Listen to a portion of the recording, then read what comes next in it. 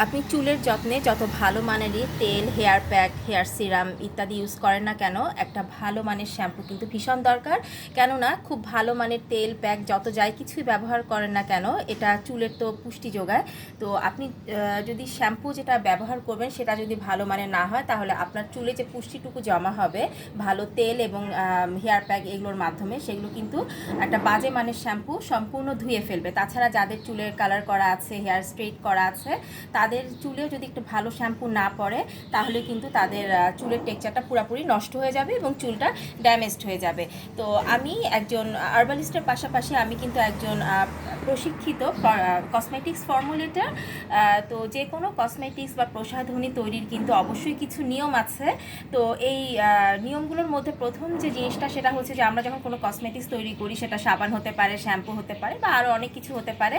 তো এটার বেসটা তৈরি করতে জানাটা কিন্তু বিশাল একটা ব্যাপার। অনেকেই আছেন যে বাজার থেকে বিভিন্ন রকম বেস কিনে লতা পাতা মিশিয়ে হয়তো বা আপনাদের সামনে হার্বাল বলে চালিয়ে দিচ্ছেন। যেমন আমার যে হেয়ার রিভাইটালাইজিং শ্যাম্পু আছে, সেটাও কিন্তু পুরো বেসটা আমি তৈরি করি। যেমন এটার প্রথম ধাপটা দেখাচ্ছি। এই এখানে আপনারা দেখতে পাচ্ছেন, এখানে নানান রকম ভেষজ আমি আগে জাল দিয়ে নিয়েছি, অবশ্যই একটা নির্দিষ্ট তাপের মধ্যে রেখে।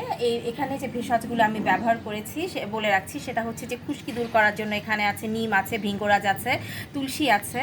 এছাড়া আপনার চুলকে যে আলাদা করে হেয়ার কন্ডিশনের একটা ইয়ে দিচ্ছে, যে আমার শ্যাম্পুগুলো ব্যবহার পরে কিন্তু কোনো কন্ডিশনারের প্রয়োজন নাই। সো এখানে আমি ব্যবহার করি তেজপাতা।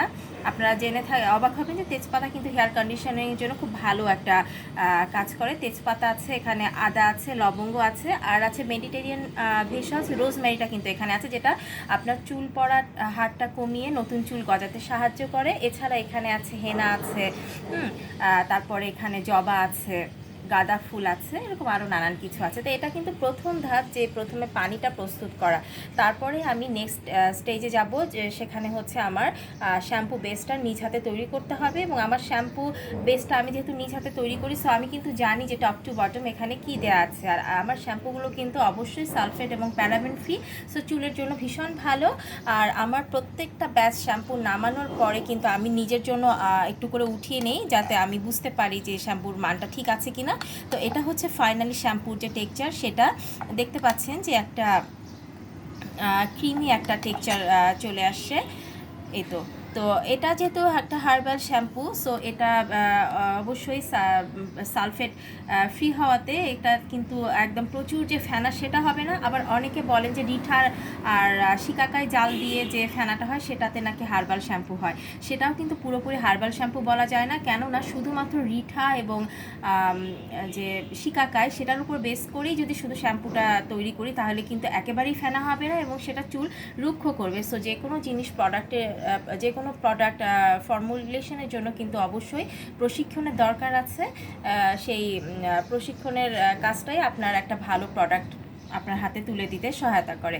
তো আমার এই যে শ্যাম্পুটা দেখতে পাচ্ছেন, এটাতে কিন্তু এটা হার্বাল শ্যাম্পু হতে এটা চুলের কোনো রকম ক্ষতি করবে না, এবং আপনার চুলের জন্য যতটুকু ফেনার প্রয়োজন সেই পরিমাণ ফেনা আপনি অবশ্যই পাবেন। এবং এটার নিয়ম হচ্ছে যে আপনি চুলটাকে খুব ভালো মতন কিন্তু ভিজিয়ে নেবেন, তারপরে পরিমাণ মতন শ্যাম্পু একটু হাতের মধ্যে নিয়ে একটু ঘষে চুলে দেবেন।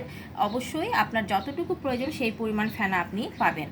আর এটা ব্যবহারের পর আলাদা করে কোনো রকম কন্ডিশনারের প্রয়োজন নাই। এটাই হচ্ছে আমার ফাইনাল প্রোডাক্ট।